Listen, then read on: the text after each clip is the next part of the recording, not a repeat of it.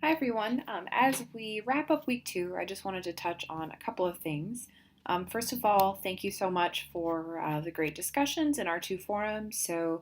All the conversation around tough topics and sharing resources with each other was great.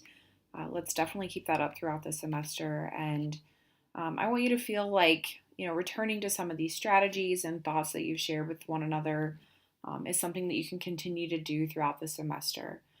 Definitely, if you encounter something that you feel uncomfortable with, or that you just want to share with me, you feel free to reach out via email.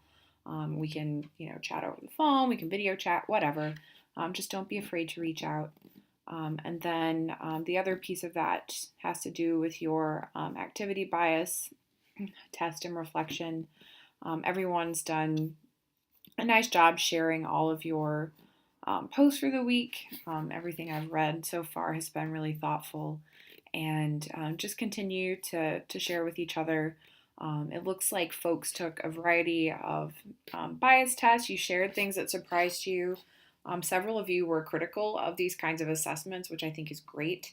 Unfortunately, with self assessment, there's always a question of whether or not these assessments are accurately measuring our perspectives. And even if they are, what do we do with that information? How do we move forward? So I think that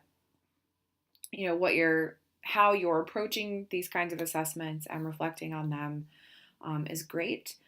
The only thing that I would suggest as we move forward is to kind of take that lens and approach everything in this class with that kind of critical eye, because what you're seeing in a reading or a video or an activity or whatever may be something that someone else is seeing, or that they're not seeing. And so having that reflection is really important.